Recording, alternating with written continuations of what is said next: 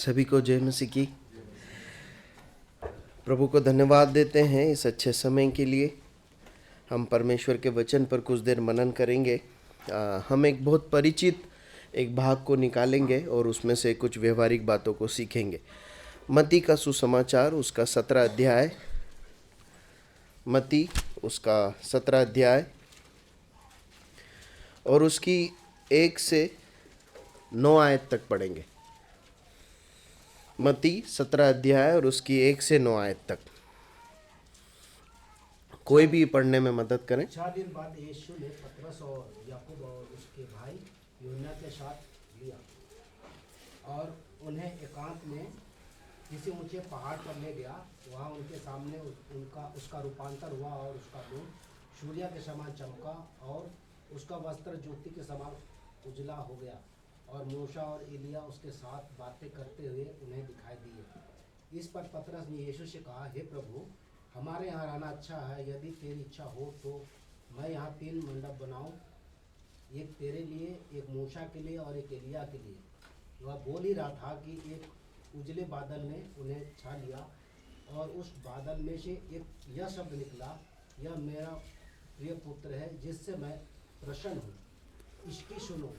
चेले यह सुनकर मुंह के बल गिर गए और अत्यंत डर गए। यीशु ने पास आकर उन्हें छुआ और कहा, उठो, डरो मत।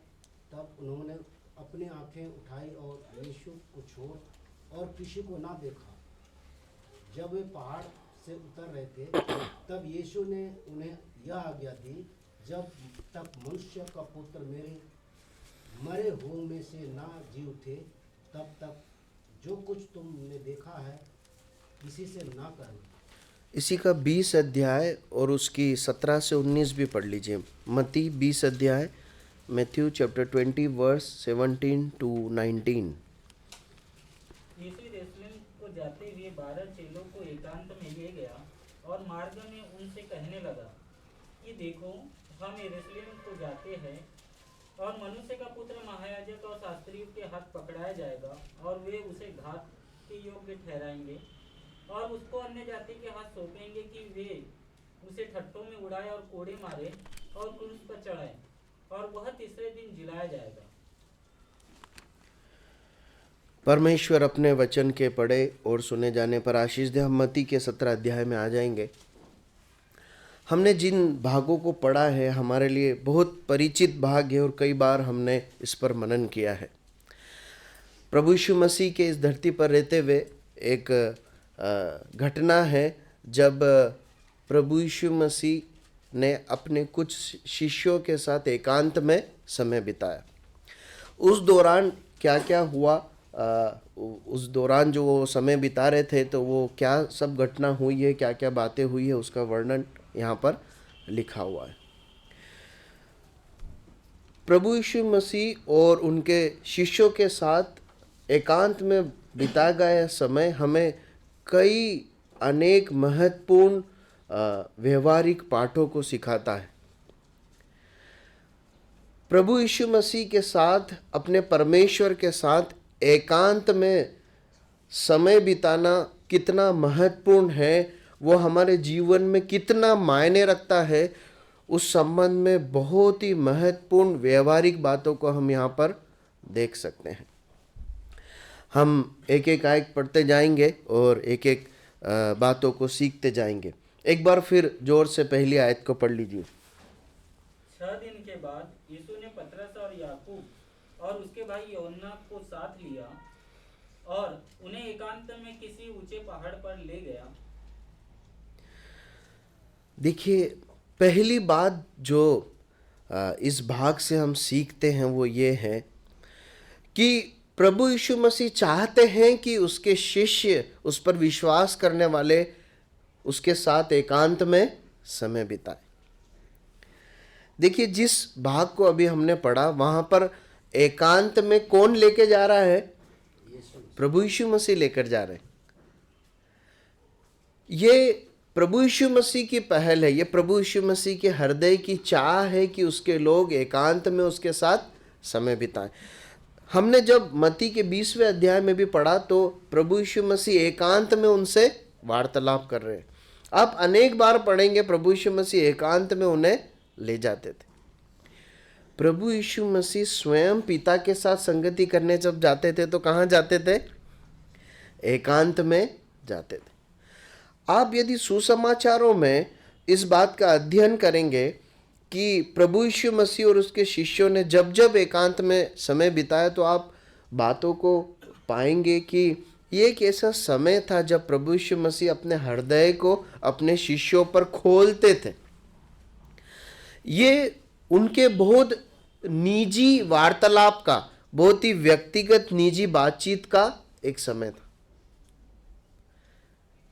प्रियो, परमेश्वर हमारा प्रभु चाहता है कि उसके पर विश्वास करने वाले लोग जो हैं उसके साथ एकांत में समय बिताएं, अकेले में उसके साथ वचन पढ़ने में, प्रार्थना करने में, उसकी उपस्थिति में आए, अपने आप को एकांत करें।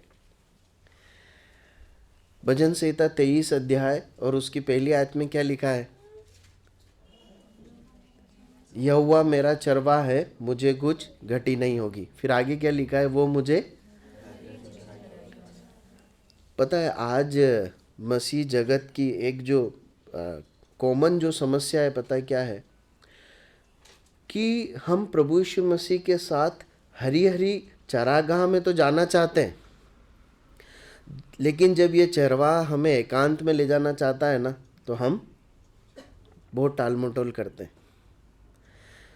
हरी हरी चरागाह में जहाँ पर जल के सोते और पानी है, वहाँ जाना सबको पसंद आता है, वो सबको चाहिए। लेकिन परमेश्वर का वचन ये बताता है कि ये चरवाहा अपनी भेड़ों को अपने साथ एकांत में भी ले जाता है। वहाँ पर हरी चारागाह और पानी नहीं है, वहाँ केवल चरवाहा और उसकी भेड़ है, प्रभु यीशु मसीह और उसकी शिष्य हैं, और प्रभु उनके साथ समय बिताना चाहता है। आपको याद है प्रभु यीशु मसीह की परीक्षा होने के पहले प्रभु यीशु मसीह ने अपने पिता के साथ एकांत में समय बिताया। कितने दिन? 40 दिन 40 रात। क्या था वहाँ? भोजन था? नहीं था, केवल पिता और प्रभु यीशु मसीह थे। प्रियो, प्रभु सहायता करे कि हम इस बात को समझ सकें कि हमारे प्रभु को हमारा एकांत चाहिए। प्रभु हमारे साथ एकांत में समय बिताना चाहता है। देखिए इस दुनिया में ना अभी थोड़ा नहीं बहुत ज़्यादा ट्रेंड चेंज हो गया है। एकांत में लोग आजकल मनोरंजन करते हैं, है ना। मैंने अपने मसीह जीवन के अनुभव से ये सीखा है, इसलिए मैं बोल पा रहा हूँ, मतलब मैं उससे गुजरा हूँ इसलिए मैं बता पा रहा हूँ। हम एकांत में मनोरंजन करते हैं, हमारे पास मोबाइल है, आजकल वो एकांत हमारा खा जाता है। विश्वासियों के साथ, परमेश्वर के लोगों के साथ अब से ऐसा नहीं होना चाहिए। उनको इस बात को समझना है कि मेरा एकांत मेरे प्रभु का है। हमें सावधानी के साथ मोबाइल को उपयोग करना है। मेरा एकांत समय जो मैंने प्रभु के लिए रखा है वो मेरा मोबाइल छीलना नहीं चाहिए। मैं प्रभु के साथ एकांत में समय बिताऊंगा, मैं अपने आप को खाली रखूंगा ताकि प्रभु मेरे साथ समय बिता सके। ठीक है, आगे बढ़ते हैं, दूसरी बात की ओर आते हैं। दूसरे वचन को पढ़िए, क्या लिखा है? दूसरी आयत। और उनके सामने उसका रूपांतर हुआ और उसका मुंह सूर्य के नाई चमका और उसका वस्त्र ज्योति के नाई उजला हो गया। ठीक है, दूसरी बात हम सीखते हैं कि जो लोग एकांत में प्रभु यीशु मसीह के साथ समय बिताते हैं वो प्रभु यीशु की महिमा को देख पाते हैं, प्रभु यीशु मसीह को और नज़दीक से जान पाते हैं। जो लोग, जो विश्वासी प्रभु यीशु मसीह के साथ एकांत में समय बिताते हैं, वचन पढ़ने, प्रार्थना में, वो प्रभु यीशु मसीह के बारे में, प्रभु यीशु मसीह को और अच्छे से जान पाते हैं और उसकी महिमा को देख पाते हैं। कैसे बोल सकते हैं? शिष्य प्रभु यीशु मसीह के साथ कितने समय तक रहे धरती पर? साथ में कितना समय बिताया? 3.5 साल लगभग। उसमें से कितनी बार प्रभु यीशु मसीह के चेहरे को उन्होंने सूर्य की नाई चमकते और वस्त्र को ज्योति के नाई चमकते हुए देखा? कितनी बार? एक ही बार। कोई डाउट है क्या? नहीं। कब देखा? जब कहाँ है? एकांत में। एकांत में। जो लोग एकांत में समय बिताते हैं वो ही अपने प्रभु यीशु की महिमा को देख पाते हैं, उसको बहुत नजदीकी से जान पाते हैं। हम यूहन्ना को और यशायाह को प्रभु यीशु मसीह की महिमा का वर्णन करते हुए देखते हैं। जब उन्होंने यह दर्शन देखा वो कहाँ थे? एकांत में थे या भीड़ में थे? एकांत में थे। एकांत में थे। मैं आपको एक बात बताऊं, प्रभु यीशु मसीह ने, है ना, परमेश्वर ने ऐसा ठहराया है कि प्रभु यीशु मसीह का जो महिमित चेहरा है ना, उसकी जो महिमा है वो केवल उसके लोग ही देख सकते हैं। वर्तमान में आप समझने की कोशिश कीजिएगा मैं क्या कहने चाह रहा हूँ। परमेश्वर ने ऐसा ठहराया है कि उसकी महिमा, उसकी सामर्थ उसके लोग मिलकर या व्यक्तिगत रीति से ही देख सकते हैं। संसार के सामने उसने अपना कौन सा चेहरा रखा है मालूम है? क्रूस का चेहरा रखा है। देखिए यशायाह नबी की पुस्तक 53 अध्याय 2 आयत में क्या लिखा है? किसी को याद है तो बोल दीजिए वरना पढ़ लीजिए। यशायाह 53:2 क्या लिखा है? क्योंकि वह उसके सामने अंकुर के समान और ऐसी जल के समान होगा जो निर्जल भूमि में फूट निकले। उसकी न तो कुछ सुंदरता थी और हम उसको देखते, और न उसका रूप ही हमें ऐसा दिखाई पड़ा कि हम उसको चाहते। उसकी सुंदरता नहीं थी कि हम उसे देखें, उसका रूप में कोई चाहत नहीं थी। किसके बारे में लिखा है? प्रभु यीशु मसीह। क्रूस पर प्रभु यीशु मसीह ने अपना लहूलुहान चेहरा लोगों को दिखाया। प्रभु यीशु मसीह चाहते हैं कि जो इस लहूलुहान चेहरे को देखकर मेरे पास आएगा, मुझ पर विश्वास करेगा, मेरे साथ समय बिताएगा, मैं उसको फिर अपनी महिमा का दर्शन दूंगा। प्रभु यीशु मसीह इस दुनिया से चाहते हैं कि वो क्रूस पर उसके प्रेम को, इस बात को देखे कि उसने इस संसार के लिए क्या किया है। वो महिमा दिखाने नहीं आया था, वो अपने आप को मनुष्य के पुत्र के रूप में दिखाने आया था। वो अपने आप को उस मेमने के रूप में दिखाने आया था जो जगत के पाप के बदले बलिदान होता है। ठीक है, प्रभु सहायता करे। दूसरी इस बात में महत्वपूर्ण बात में एक बात और है कि जरूरी नहीं है कि हर शिष्य प्रभु की महिमा का दर्शन कर पाए, जैसा यहाँ पर लिखा है। देखिए यहाँ पर सभी लोगों को दर्शन मिला है क्या? नहीं है ना। कितने शिष्य थे? यहाँ पर 3 थे। टोटल कितने शिष्य थे?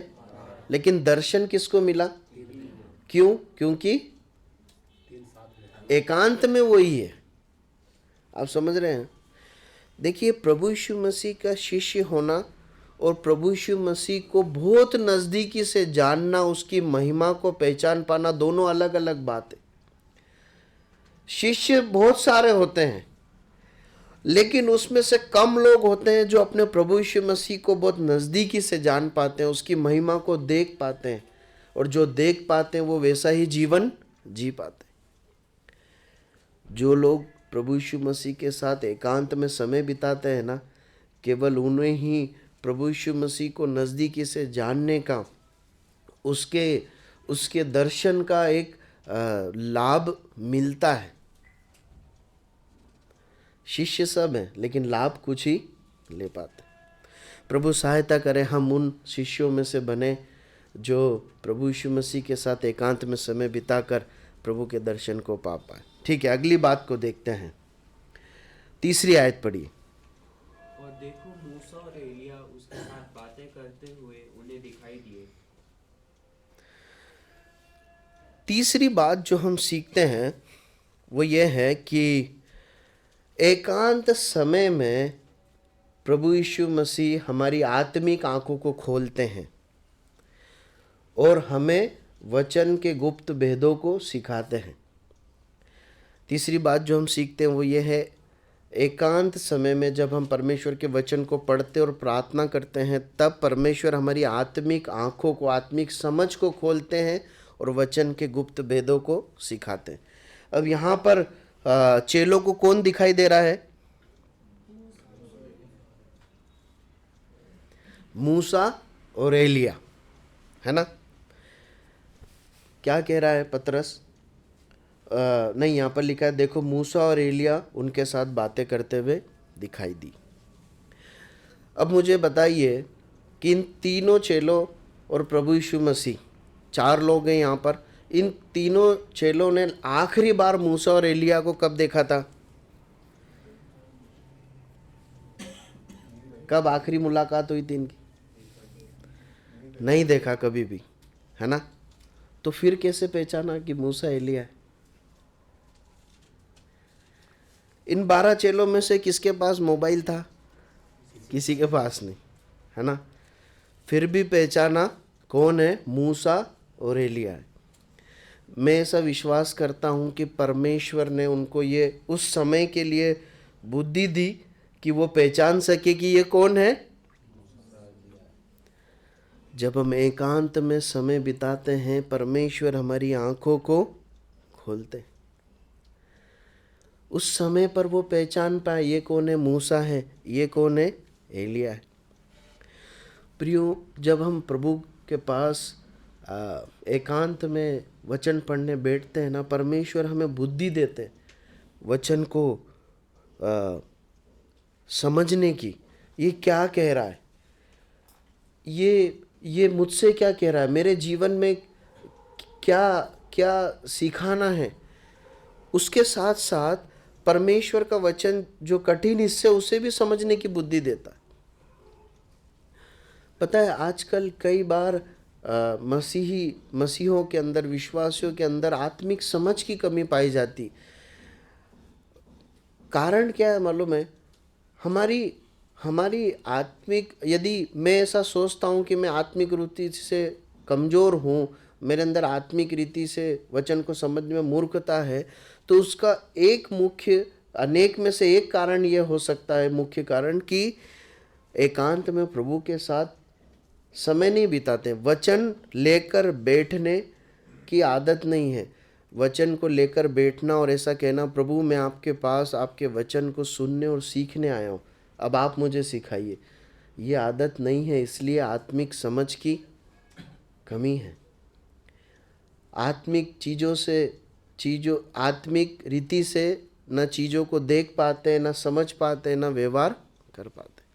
प्रभु सहायता करे कि हम प्रभु के साथ एकांत में समय बिता सके और प्रभु की वचन में, समझ में और भेदों को जानने में हम आगे बढ़ सकें। चौथी आयत पढ़िए। इस पर पतरस ने यीशु से कहा, हे प्रभु, हमारा यहाँ रहना अच्छा है। इच्छा हो तो यहाँ 3 मंडप बनाओ, एक तेरे लिए, एक मूसा के लिए और एक एलिया के लिए।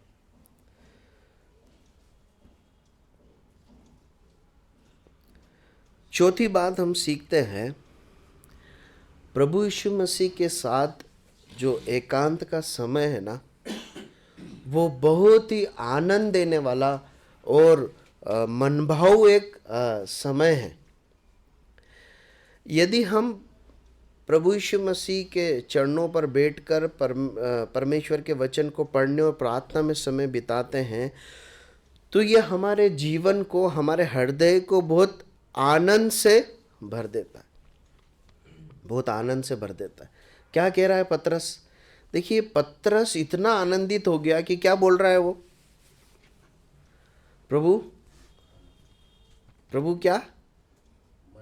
नहीं, उससे पहले वो बोलता है, यहीं रहना सबसे बढ़िया है प्रभु, ये सबसे बढ़िया प्लेस है। क्यों? बहुत अच्छा खाना था क्या वहाँ पे? नहीं था। कुछ और मिल गया था क्या? पतरस मछली पकड़ता था, कुछ ऐसा कुछ जुगाड़ नहीं। जब उसने प्रभु यीशु मसीह को इस प्रकार देखा कि उनका चेहरा सूर्य की नहीं चमक रहा है, उनके वस्त्र वैभव से भर गए, उसने प्रभु यीशु मसीह की महिमा को देखा, फिर देखा कि मूसा एलिया बातें कर रहे हैं, उसको समझ में आया है कि यही प्लेस है रहने लायक, यही सबसे बढ़िया जगह, सबसे बढ़िया आनंद इसी में है। वो सच भी है, गलत नहीं कह रहा। इसीलिए तो परमेश्वर ने हमारे लिए सबसे अच्छा प्लेस यही चुना है कि हम उसकी उपस्थिति में रहें। इस दुनिया के बाद क्या मिल रहा है? आनंद मिल रहा है। देखिए, मनोरंजन और आनंद में बहुत बड़ा अंतर है। यहाँ जो मिल रहा है वो मनोरंजन है क्या? नहीं, ये आनंद है जो आत्मा को आनंदित कर देता है। ये परिस्थितियों पर निर्भर नहीं होता है ना। देखिए, बड़े दुख की बात है कि आज संसार में इसी परम आनंद की जो प्रभु यीशु मसीह दुनिया में देने आए उसकी कमी है। वरन बड़े दुख की बात है कि मसीह जगत में विश्वासियों में भी कई बार इसकी कमी पाई जाती है जो प्रभु यीशु मसीह आनंद देते। प्रभु यीशु मसीह ने कहा, मैं अपनी शांति तुम्हें दिए जाता हूँ, मैं अपना आनंद तुम्हें देता हूँ। मनोरंजन के साधन बहुत बढ़ गए है ना, परंतु मनुष्य के पास आनंद नहीं है ना। मनोरंजन के साधन बहुत बढ़ गए ना, बहुत बढ़ गए। आपको क्या मनोरंजन चाहिए? सब है दुनिया में, परंतु आनंद है क्या? आनंद नहीं है, खोखलापन है। और वरन जो लोग ज्यादा मनोरंजन में समय बिताते हैं ना, आप उनको ज्यादा खोखला और ज्यादा मायूस देखेंगे।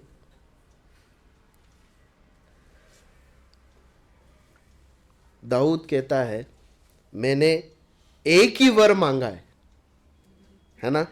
भजन 27:4 में लिखा है। क्या लिखा है? पढ़िए, बहुत सुंदर आयत है।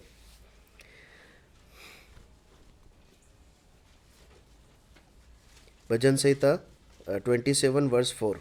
एक बार मैंने यहोवा से मांगा है, उसी के यत्न में लगा रहूंगा कि मैं जीवन भर यहोवा के भवन में रहने पाऊं, जिससे यहोवा की मनोहरता पर दृष्टि लगाए रहूं और उसके मंदिर में ध्यान किया करूं। क्या वर मांगा है उसने? बहुत बड़ा राजा है हैं? यहाँ पर तो मती में तो एक मछुआरा है, गरीब एक व्यक्ति है। समझ में आता है कि उसको ये सब ग्लैमर दिखा तो उसने मांग लिया, लेकिन यहाँ तो बहुत बड़ा राजा है। वो क्या मांग रहा है? एक ही वर। प्रभु, बहुत सारी चीजें नहीं, एक ही मौका मिला चुनने का, तो एक ही चीज मांगता हूं। क्या मांगता हूं? आपके घर में रहना है। क्यों रहना है घर में?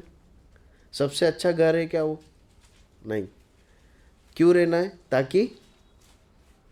ताकि तेरी मनोहरता को निहारते रहो, ताकि मैं तुझे देखूं। प्रियो, परमेश्वर के भक्तों की, सच्चे भक्तों की हमेशा लालसा रही है कि वो अपने प्रभु के साथ एकांत में समय बिताए। मैं 3 प्रश्न के आपके सामने रख के आगे बढ़ना चाहता हूं। आप अपने मन में जवाब दीजिए। मैं कभी भी आपसे प्रश्न पूछूं तो आप मन में ही जवाब दीजिए, मन में हाथ ऊंचा खड़ा करिए। क्या हम इस आनंद को उठाते हैं? एकांत समय के आनंद को हम उठाते हैं क्या? आखिरी बार कब उठाया था? और तीसरी बात, हम इसके लिए, इस आनंद को उठाने के लिए कितना यत्न करते हैं? दाऊद कहता है, मैं उसी के यत्न में लगा रहूंगा, है ना। किस यत्न में? कि मैं तेरे भवन में ही रहने पाऊं, मैं इसके लिए परिश्रम करूंगा। हम एकांत समय के लिए परिश्रम करते हैं क्या? देखिए, जो ध्यान मनन करते हैं, जो एकांत में परमेश्वर के वचन को पढ़ते हैं, ये है ना, अपने आप नहीं होगा। मैं आपको एक बात बता दूं, अपने आप कुछ चीज़ें होती है, जैसे हम खाना खाते हैं, हम पानी पीते, ये अपने आप होगा। मतलब आप टाइम निकाल के करेंगे ही करेंगे, इसके लिए आपको बहुत ज़्यादा कुछ हाथ पैर चलाने की ज़रूरत नहीं है। ज़रूरी काम भी छोड़ के हम ये चीज़ें करते हैं, नहाते हैं, खाना खाते। ये क्वाइट टाइम जो है, ध्यान मनन एकांत समय, ये इस प्रकार का एक कार्य नहीं है। इसके लिए अपने आप को साधना पड़ेगा। इसके लिए मेहनत करनी पड़ेगी, समय निकालना पड़ेगा, तभी ये होगा। प्रभु सहायता करे। आगे बढ़ते हैं, 5वीं आयत को पढ़ लीजिए। वह बोल ही रहा था कि देखो एक उजले बादल ने उन्हें छा लिया, और देखो उस बादल में से यह शब्द निकला कि यह मेरा प्रिय पुत्र है, जिससे मैं प्रसन्न हूँ, इसकी सुनो। जो एकांत में समय बिताते हैं वो परमेश्वर पिता की इच्छाओं को और जो मार्ग वो अपने शिष्यों को दिखाना चाहता है उसे जान पाते हैं। जो परमेश्वर के साथ, प्रभु यीशु मसीह के साथ अकेले में जाकर वचन पढ़ने में और प्रार्थना करने में समय बिताते हैं, परमेश्वर उन पर अपनी इच्छाओं को प्रकट करता है और उन्हें मार्गदर्शन देता है। वो परमेश्वर से मार्गदर्शन पा पाते हैं अपने आगे के जीवन के लिए और परमेश्वर की इच्छाओं को जान पाते। अब देखिए, ये जब दर्शन पतरस, याकूब, यूहन्ना देख रहे हैं, वो देख रहे हैं प्रभु यीशु मसीह के चेहरे को और मूसा और एलिया को, और इसी मध्य में एक आवाज़ सुनाई देती। दृश्य नहीं दिखा दे रहा है, आवाज़ किसकी है? पिता परमेश्वर की, यहोवा परमेश्वर की आवाज़ है। और वो कुछ बातों को प्रकट करते हैं। क्या बोलते हैं? 3 मुख्य रूप से 3 बातें वहाँ पर हम देखते हैं। पहली बात, उन्होंने प्रकट किया कि प्रभु यीशु मसीह मेरा बेटा है, ये मेरा बेटा है।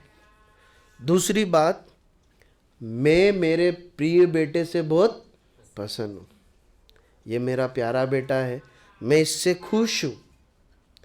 और तीसरी बात, तुम इस बेटे की सुनना, तुम इस बेटे की बात सुनना। चेले कौन थे? अन्य जाति या इस्राएली? इस्राएली थे। इसलिए कि चेले इस्राएली थे, ये दर्शन बहुत महत्व रखता उनके जीवन में। जिस परमेश्वर को अभी तक वो यहोवा परमेश्वर के रूप में जानते थे, उस यहोवा परमेश्वर का दर्शन है ये। और वो यहोवा परमेश्वर बोल रहा है यही मेरा बेटा है। इसके क्या मायने मालूम है आपको? इसके ये मायने हैं कि ये प्रकट करता है कि जो मसीहा आने वाला था, जिस राजा को परमेश्वर सिंहासन पर बिठाने वाला था, वो कौन है? यही है, वो यही है। इसलिए जब प्रभु यीशु मसीह उस लादू के बच्चे पर बैठकर यरूशलेम की ओर जाता है, तब वो क्या चिल्लाते हैं? वो क्या भविष्यवाणी पूरी होती कि देख तेरा राजा गधी के बच्चे पर, लादू के बच्चे पर बैठा हुआ आता है। इन तीनों इस्राएली के सामने परमेश्वर की ये दर्शन, ये वाणी ने प्रकट कर दिया कि ये कौन है? भविष्य, ये मेरा वो मसीहा है जो तुम्हें छुटकारा देने आया, यही वो राजा है। अब तुम क्या करना? इसकी सुनना, इसके पीछे चलना, इसकी बातें सुनना। प्रभु ने प्रकट किया अपनी इच्छा को और मार्गदर्शन दिया क्या करना। कई बार अब मसीह लोग अपने जीवन में कई क्षेत्रों में स्पष्टता नहीं पा पाते। मालूम है क्यों है? क्योंकि प्रभु के साथ एकांत समय नहीं बिताते। अब एकांत समय नहीं बिताएंगे तो प्रभु जो है कैसे उन्हें अपने इच्छाओं को प्रकट करेगा कि तुम्हें आगे क्या करना है ना? मैं ये चाहता हूँ, मेरा हृदय ये है, ये कैसे जानेंगे? एकांत में ही जान सकते। एक और महत्वपूर्ण बात हम यहाँ पर सीखते हैं कि इस दुनिया को यदि परमेश्वर को पाना है ना, तो उन्हें प्रभु यीशु मसीह के पास आना ही होगा। परमेश्वर की आवाज़ सुनने, परमेश्वर के पास आने के लिए एकमात्र कोई रास्ता है तो वो प्रभु यीशु मसीह। प्रभु यीशु मसीह के पास आएंगे तो परमेश्वर की आवाज़ को और इच्छा को अपने जीवन में पा पाएंगे। ठीक है, आगे बढ़ते हैं। 6वीं बात की ओर आते हैं। 6 आयत को पढ़ ली। चेले यह सुनकर और अत्यंत डर गए।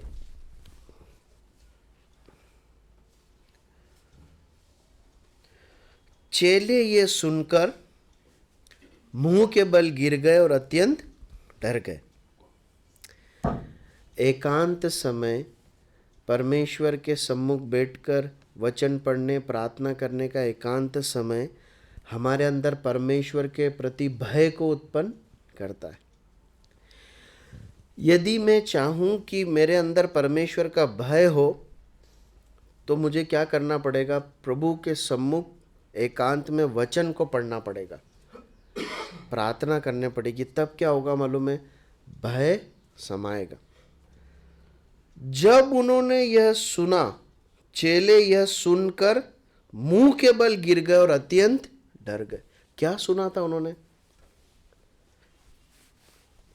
खबर दुख की थी कि खुशी की थी? दुख की तो नहीं थी ना? नहीं थी, बहुत खुशी की खबर थी। ये 3 इस्राएली ये सुन रहे थे सीधे परमेश्वर से कि यही वो मसीहा, यही वो राजा है। बहुत खुशी की खबर थी। फिर क्यों डर गए? ये वो डर नहीं है जो हानि का डर है, ये आदर और भक्ति का डर है ना। ये पवित्र भय है जो परमेश्वर के प्रति आदर को और परमेश्वर के प्रति आज्ञाकारिता को लेकर आता है। इसलिए वो पवित्र भय से भरकर मुंह के बल गिरकर परमेश्वर की आराधना करते। वो डर गए, पवित्र भय से भर गए। प्रियो, यदि मेरे जीवन में पाप से मुझे दूर रहना है ना, पाप पर जय पाना है, भटकने से बचना है ना, तो भय, परमेश्वर का पवित्र भय बहुत जरूरी।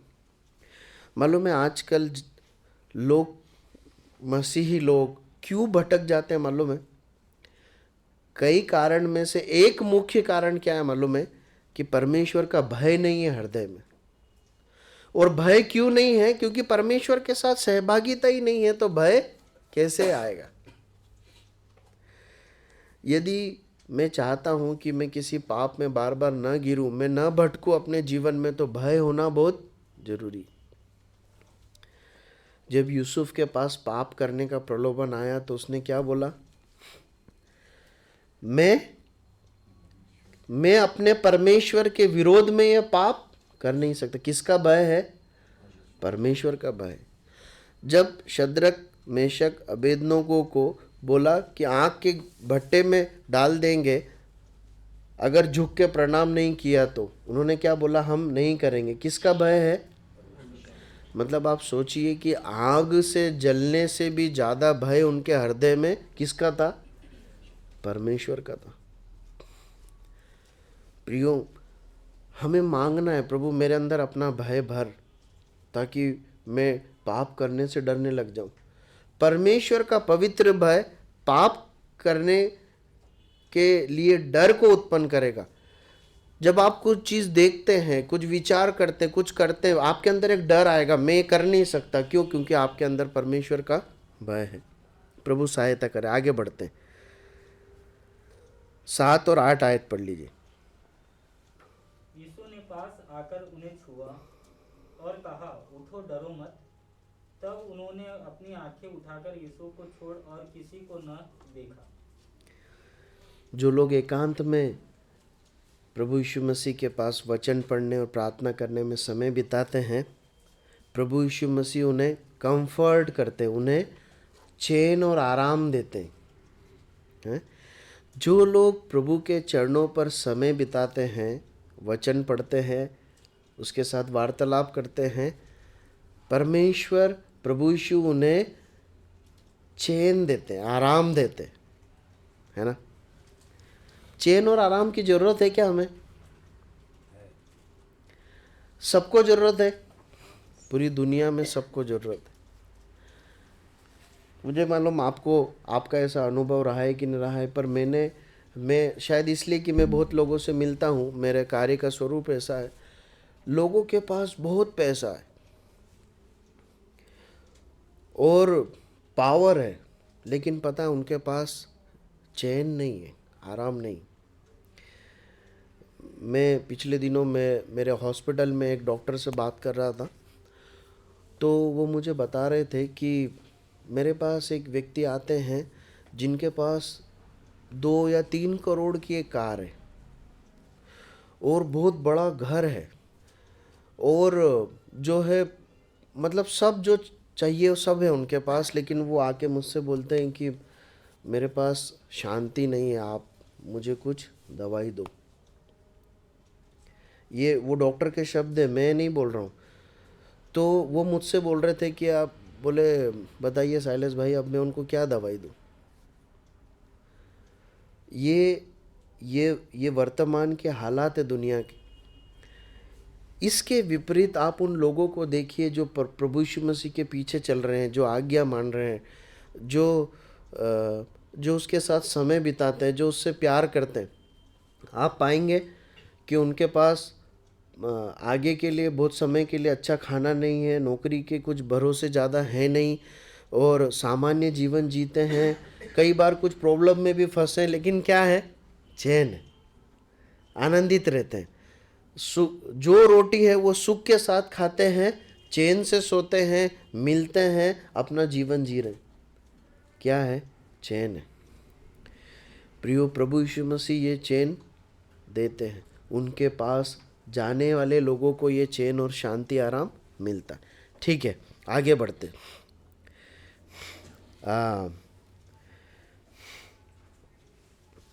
अगली बात हम सीखते हैं, 9वीं बात।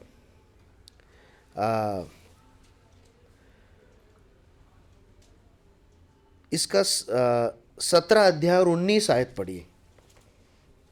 तब चेलों ने एकांत में यीशु के पास आकर कहा, हम उसे क्यों नहीं निकाल सके? ठीक है, 20 आयत।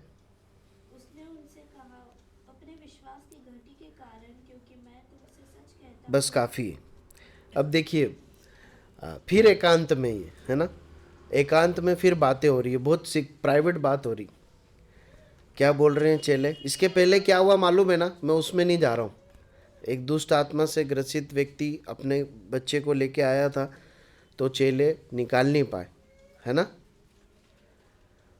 और प्रभु यीशु मसीह वहाँ नहीं थे। प्रभु यीशु मसीह कहाँ थे? ये पहाड़ पे थे, है ना। तो निकाल नहीं पाए। फिर प्रभु यीशु मसीह वहाँ आते हैं, फिर प्रभु यीशु मसीह उसको निकालते हैं।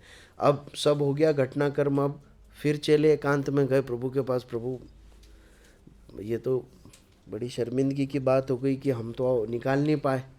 तो क्यों नहीं निकाल पाए, आप थोड़ा सा बता दो। प्रभु यीशु मसीह क्या बोलते हैं? देखिए, जो लोग एकांत में समय बिताते हैं वचन पढ़ने, प्रार्थना करने में, वो अपनी कमी घटी को देख पाते हैं, है ना। जब हम एकांत में होते हैं तब परमेश्वर हमें अच्छे से आईना दिखाते हैं, अच्छे से दिखाते हैं, तू कैसा है, तू जो ये सोचता है ये कैसी सोच है, तू जो ये बोलता है कैसी सोच है, तूने जो व्यवहार किया वो कैसा है, तू ये जो कर रहा है कैसा, तू ये जो करने जा रहा है ये कैसा है, मेरी दृष्टि में कैसा है। और पता है, एकांत का समय ऐसा होता है प्रभु के साथ, आप मना नहीं कर पाते, आप पाखंड नहीं कर पाते, कुछ छुपा नहीं पाते। बाहर कोई पूछे तो हम बोल पाते नहीं नहीं वो तो ऐसा नहीं था, वो सब बाहर की बात है। प्रभु के सामने जब प्रभु बताता है ना, तो फिर सब एक्सेप्ट करना पड़ता।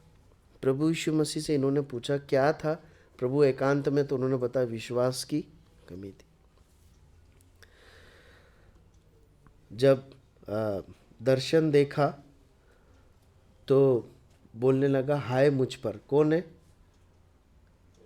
यशा। क्या बोलता है? हाय मुझ पर। दूसरों को बोलता था तुम गलत हो, तुम पर हाय। अभी क्या बोल रहा है? आप जब प्रभु के उपस्थिति में अपने आप को देखा, उसके दर्शन को देखा, उसके प्रकाश में अपने आप को देखा, तो मुझ पर हाय। प्रियो, बहुत ज़रूरी है कि हम अपने जीवन में इस बात को जांचें, प्रभु के पास जाके, प्रभु मैं आपकी दृष्टि में कैसा हूँ, वो कैसा ये नहीं, मैं कैसा हूँ, ताकि मैं आपके लिए ग्रहण योग्य बन सकूँ, मैं आपकी दृष्टि में सही बन सकूँ। और यकीन मानिए, जो व्यक्ति परमेश्वर के सम्मुख सही होने के लिए जीता है ना, वो अपने आप दूसरे भाई बहनों के सामने सही या एक्सेप्टेबल हो जाता है। ऐसा नहीं है कि 100% एक्सेप्टेबल उसे एक्सेप्टेंस मिले, लेकिन परमेश्वर के भय मानने वाले लोगों के बीच में सचमुच में उसके लिए एक स्वागत है। क्यों? क्योंकि परमेश्वर की दृष्टि में वो सही है। इसलिए बहुत ज़रूरी है कि हम एकांत में समय बिताएं ताकि हम अपनी कमियों को देख पाएं। अगली बात हम देखते हैं, लूका 9:44 से 45 आयत पढ़िए। लूका 9:44 से 45। Luke chapter 9 verse 44-45। तुम इन बातों पर कान दो, क्योंकि मनुष्य का पुत्र मनुष्य के हाथ में पकड़वाया जाने को, परंतु वह इस बात को न समझते थे और यह उससे छुपी रही कि वह उसे जानने न पाए, और वह इस बात के विषय में उससे पूछने से डरते थे। 10वीं बात, फिर प्रभु यीशु मसीह और उसके चेलों की आपसी निजी वार्तालाप हो रही। प्रभु यीशु मसीह उन्हें क्या बता रहे हैं? क्या बता रहे हैं? क्या होगा? मैं पकड़वाए जाऊंगा और ये सब कुछ होगा। वहाँ पर एक बात लिखी है चेलों के बारे में कि क्या हुआ, वो समझ गए क्या? सब नहीं समझे, है ना? लिखा है ना वहाँ, वो इस बात को नहीं समझे। प्रभु यीशु मसीह ने बोला, उसमें कोई कमी पेशी थी क्या? स्पष्ट था, कोई कंफ्यूजन नहीं था ना, स्पष्ट था। लेकिन चेले नहीं समझे और पूछने से भी डरते थे और समझने के लिए परिश्रम भी नहीं किया। देखिए, एकांत में जब हम परमेश्वर के वचन को पढ़ने में समय बिताते हैं, बहुत ज़रूरी है कि जो हम सुनते हैं, जो हम पढ़ते हैं, वो हम समझें और अपने जीवन को उसके अनुसार तैयार करें या अपने जीवन पर लागू करें। 9वीं बात हम सीखते हैं कि ध्यान मनन में, एकांत समय में, वचन पढ़ते समय जो भी हम सुनते हैं परमेश्वर से, जो भी हम सीखते हैं वचन से, उसे समझना है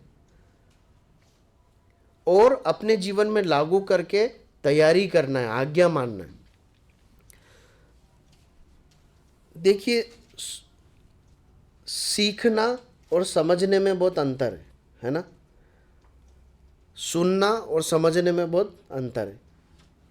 सुनना आसान है या समझना आसान है ना? जब मैं अपने एमबीए की पहली क्लास में गया था तो बड़े प्रोफेसर आए और सट्ट से उन्होंने लेक्चर शुरू कर दिया इंग्लिश में बोलना। तो 5% समझ में आया, 90% समझ में नहीं आया, पर सुना 100%। आप समझ रहे हैं? तो सुनना आसान है, समझना कठिन है। समझने के लिए क्या करना पड़ता है? प्रैक्टिस करनी पड़ती, मेहनत करनी पड़ती। तो सुनना काफ़ी नहीं है ध्यान मनन में, पढ़ना काफ़ी नहीं, समझना बहुत ज़रूरी और उसके अनुसार तैयारी करना ज़रूरी। क्योंकि अगर ऐसा नहीं करेंगे तो जो आपने सुना है ना, जो पढ़ा है, उसका कुछ अर्थ नहीं रह जाता। कैसे बोल सकते हैं? देखिए, अगर चेलों ने इस बात को जो प्रभु यीशु मसीह उनसे कह रहे हैं अच्छे से समझ लिया होता और तैयारी कर ली होती, तो आपको लगता है कि उस दिन, उस रात वो छोड़ के भाग जाते प्रभु यीशु मसीह को? क्या लगता है आपको? मैं ऐसा सोचता हूं कि नहीं भागते हो, या फिर अभी भाग जाते हैं। मैं ऐसा सोचता हूं कि या तो अभी भाग जाते या फिर उसकी तैयारी कर लेते और वहां पर प्रभु यीशु मसीह के साथ साथ होते। जब वो दासी पूछती कि तू प्रभु यीशु मसीह के साथ था, क्या बोलता पतरस? हाँ था ना, हाँ था ना, मैं डरता हूँ क्या? मैं था साथ में, अब क्या करना है? आप समझ रहे हो? लेकिन इसलिए कि ना समझा, न समझने के लिए प्रभु यीशु मसीह से पूछा। देखिए, संभव है कि बहुत सहज है ना, कि हमें कुछ चीज़ें समझ में ना पाए। आज भी मैं बहुत सारी चीज़ें भैया से पूछता हूँ, कई बार मेरे पिताजी से पूछता हूँ। तो जो है ध्यान मनन में हो सकता है हमें समझ में ना आए, तो हमें क्या करना है? जो समझते उनसे पूछ लेना है, परंतु समझना जरूरी। ठीक है, प्रभु हमारी सहायता करे। आखिरी बात देखकर समाप्त करेंगे। 9वीं आयत, मत्ती 17:9। जब वे पहाड़ से उतर रहे थे तब यीशु ने उन्हें आज्ञा दी कि जब तक मनुष्य का पुत्र मरे हुओं में से न जी उठे तब तक जो कुछ तुमने देखा है किसी से न कहना। देखिए ये अब ये दर्शन समाप्त हो गया। वो एकांत से वापस पहाड़ पर से जा रहे हैं और प्रभु यीशु मसीह कह रहे हैं कि इस दर्शन का वर्णन अभी मत करना किसी से। कब करना? जब क्रूस का बलिदान हो जाए, मैं जीवित हो उठूं। प्रियो, परमेश्वर ने, प्रभु यीशु मसीह ने ठहराया है कि बिना क्रूस देखे कोई उसकी महिमा को न देखे। पहले क्रूस देखे फिर महिमा देखे। पहले मनुष्य के पुत्र को देखे फिर परमेश्वर के पुत्र को देखे। पहले उस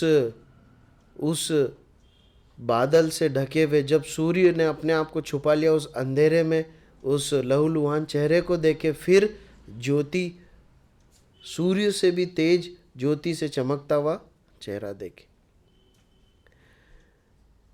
मैं कई बार ऐसा मेरे मन में प्रश्न रहा अपने मसीह जीवन के अनुभव में कि परमेश्वर अपनी महिमा को भी और ज़्यादा बढ़ा चढ़ा के मतलब थोड़ा सा और ज़्यादा दिखाते तो लोग प्रभु के पास आते मतलब, क्योंकि लोगों को वही चाहिए। लेकिन परमेश्वर ने ये रखा है कि लोग ये जाने कि वो प्यार कितना करता। वो महान है, वो ठीक है, बहुत अच्छी बात है, उससे तुम्हारा कोई वास्ता नहीं। तुम ये देखो कि मैंने तुमसे प्यार कितना किया और मेरे पुत्र को बलिदान होने के लिए दिया। प्रभु सहायता करे, इन वचनों के पढ़े और सुने जाने पर आशीष दे और प्रभु मदद करे कि इस मनन के बाद मैं और आप अपने अपने एकांत समय में और अनुशासित हो सके और प्रभु के साथ समय बिता सके।